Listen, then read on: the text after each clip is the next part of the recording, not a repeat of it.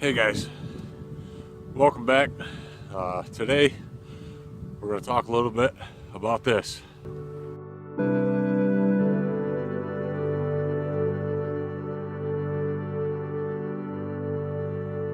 And this.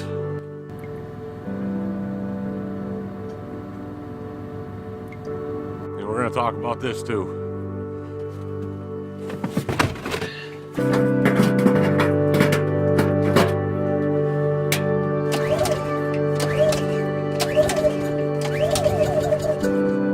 Talk about how all these things are making our lives very difficult these days. I've been shooting a lot of video for you guys. I just haven't had a chance to edit. For those of you that don't know, I work for a local highway, town highway department, and we've been getting a lot of cold, a lot of freezing rain, ice, snow the last few weeks. So it's just been next to impossible. I haven't had a day off yet since the week before Christmas. Hopefully I can get around to doing that. I did get a couple chances to edit and my computer went down. The monitor stopped working. So that kind of put the kibosh to that. I decided to give it one last shot. It had been sitting for a week. I hadn't done anything to it. And I tried it and the screen was working, so I don't know. We've had this bone-chilling, frigid cold. It's been at night consistently well below zero. The lowest that we've had back here is 14 below. And with the wind, I guess the wind chills are 25 to probably 35, 40 below zero. And so we've been spending a lot of time too trying to keep warm and things of that sort. Yeah, we've been having a lot of issues here on the homestead too. Just with that kind of cold, it's just bound to happen. I kind of welcome it in a way because it's definitely putting our systems to the test. And so if they can make it through this is about, other than duration, this is about as bad as it gets as far as cold and things. So the latest issue we've had is our refrigerator stopped working. I don't know, it runs off propane, so I don't know if the backside of it froze up or what. But the fridge is still cool enough to keep things in, and obviously outside when it's 14 below, you can obviously just put your things outside. So the second problem we had is the Honda generator. The morning it was 14 below, it would not start. I have the lower temp oil in it that Honda recommends, but they don't, according to the owner's manual, they don't have a recommended oil for less than 10 degrees above zero. So if anybody watches this and you guys got any recommendations that won't void the warranty on that, then I would be more than happy to hear them. So leave your comments or so we've been struggling with that. When it's basically, if it's 5 below or above, or warmer than 5 below, it'll start. It's not easy to start. You got to yank your arm off to get it started, but it does start. So we've had that issue, and when it won't start, you can't just, I came up with the idea of using the propane salamander to get it going, but obviously if we don't have the generator, we don't have power to run the salamander. So it took me a little longer than what I like to admit to realize I can't use that. But we've been off grid now for going on 6 months, and we're still not accustomed to not being able to, not completely accustomed to, we slip up once in a while. You still think every once in a while you can just plug something in, but so there's that.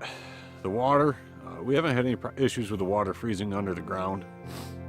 That I covered the trench. There's one part of the trench that was still not backfilled all the way. There was about 2 inches of fill over the pipe, or 2 feet of fill over the pipe. but that left about 4 foot of the trench unfilled. So I cut a bunch of hemlock boughs and filled the trench up with that, and then covered it with snow. So I really don't think we're gonna have any issues with that. But the in the bathroom, it's in the our pressure tank is in the coldest corner of the house, which I mean I wanted to avoid stuff like that, but it's just the way it worked out. So it's been freezing a little bit where it comes out of the pressure tank and goes up to my water manifolds. I've had it freeze there, not hard, just a little bit. And the second place I've had it freezing is in our on-demand hot water heater in the heat exchanger for that. Same thing, it hasn't frozen hard. When I get up at 4:30, 5 o'clock in the morning when I have to go to work, and I always do my due diligence to get the generator going and get the water unfroze. We usually have to unfreeze it twice a day. But other than that, like I said, I'm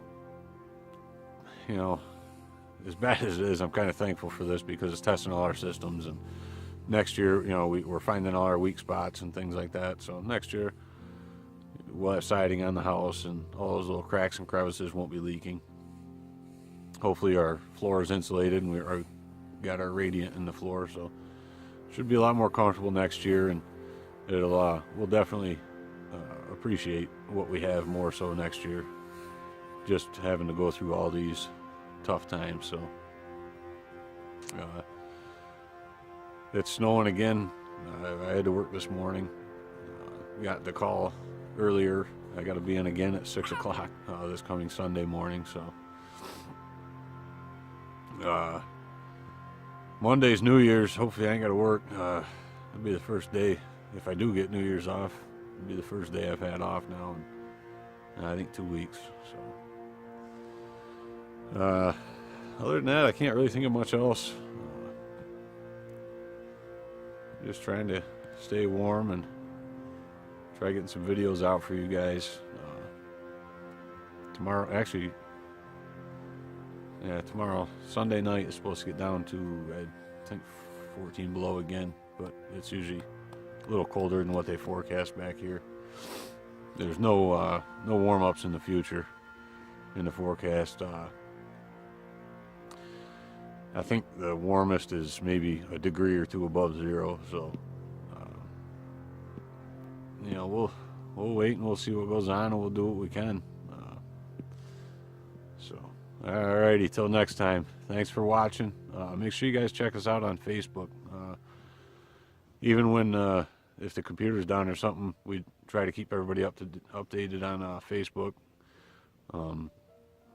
So check that out. Make sure you like us and follow us on there. So that's it. Like us, subscribe to us on YouTube, and show your support. We really appreciate it. All right, stay warm, everybody.